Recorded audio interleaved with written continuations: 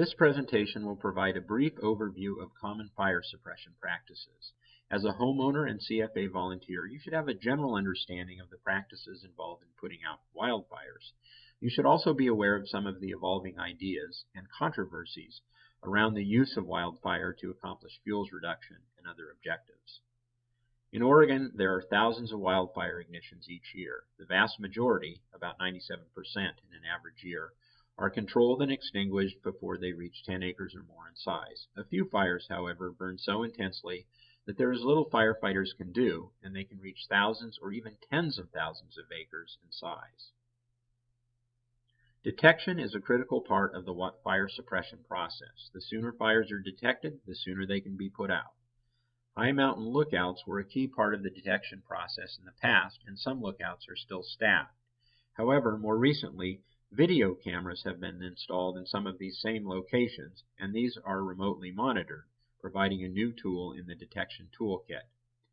Aerial detection also plays an important role, and after major lightning storms, it's common for airplanes to fly systematically over the affected area looking for smokes. Finally, many wildland fires are spotted and reported by landowners, recreationists, and other members of the public. Once a fire is detected, time is of the essence for effective suppression. Obviously, it is easier to put out a small fire than a large one. The initial attack is defined as the first suppression resources to arrive at the scene. Following detection, an estimate is made of the size of the fire, the type of fuels, topography, and values at risk, and one or more fire crews are deployed for the initial attack. The initial attack crew typically includes a fire tender with water and hoses and a crew with hand and power tools. In some cases, the fire can be easily accessed, but in other cases, the crew may need to hike into the fire. For fires in very remote roadless areas, smoke jumpers may be used. A fire break or fire line is an area where all vegetation and organic matter is removed down to mineral soil, thereby removing the fuel leg of the fire triangle. Fire breaks are, literally, a line in the dirt to prevent wildfires from advancing. They can be built by hand or with bulldozers.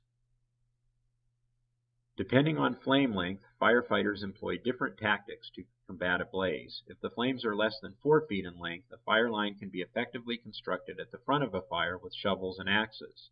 If the flames measure 4 to 8 feet, bulldozers and other heavy equipment may be needed to construct an effective fire line.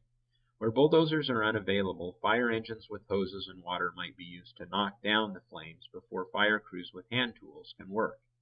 If this equipment is unavailable or the terrain makes access to the fire line impossible, a line would be built further away. Flames from 8 to 11 feet in length are often fought with air tankers with fire retardant or helicopters with water, as ground fire suppression efforts become ineffective. Firefighters typically retreat to existing roads, streams, or other areas for safety. Burnout techniques, also known as backburning, involve lighting fires between the fire line and the advancing fire front to deprive the main fire of fuel.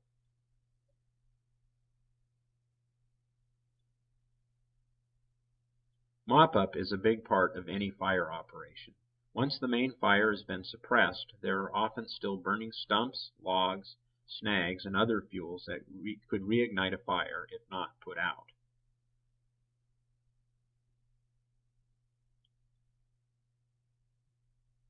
Human life is always the first priority in fire suppression, both of firefighters and the public.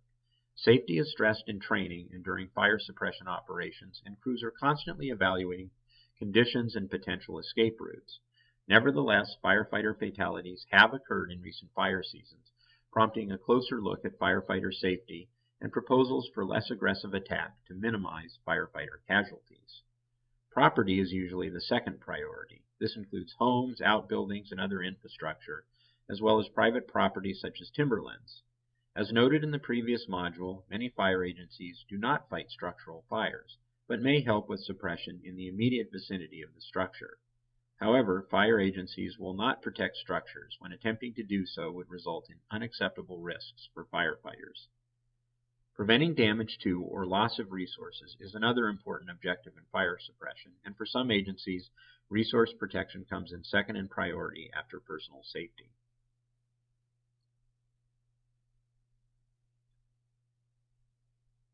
While most fires are put out when they are small, the 3% of fires that get large result in major suppression operations, sometimes involving hundreds or even thousands of firefighters and expenditures of tens of millions of dollars.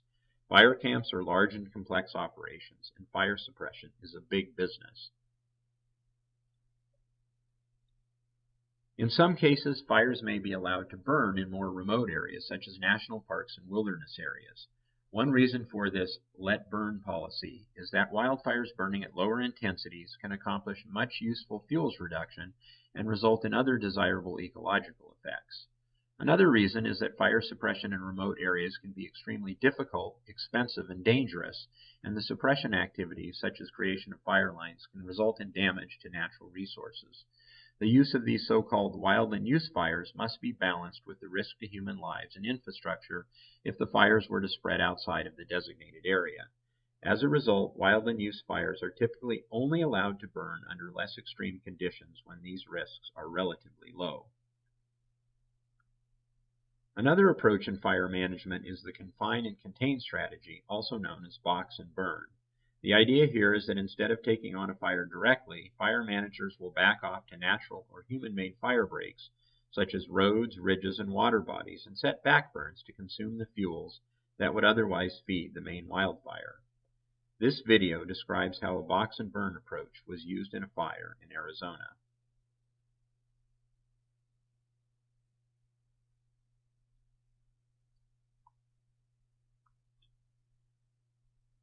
Historically, fire agencies ranging from the U.S. Forest Service to local rural fire protection districts have attempted to aggressively suppress all fires, and in most cases they have been very successful in this task. And ironically, this very success has contributed to a buildup of fuels that is a key factor in the increase in fire severity and acres burned in the western U.S. that we've seen over the past 2 decades. What's the solution to this conundrum?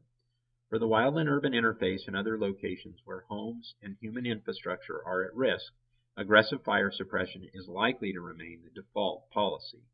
Aggressive fire suppression is also likely to be emphasized on private property and in situations where commercial timberlands, municipal watersheds, or other critical habitats are at risk. Meanwhile, in more remote locations, some experts are promoting greater use of wildland fires and confine and contain strategies to accomplish fuels reduction and promote other ecological goals. One reason for this is that the current pace of fuels reduction and so-called forest restoration is far short of what is needed to influence wildfire at a landscape scale. So greater use of fire is seen as a more realistic way of accomplishing treatment objectives at a lower cost.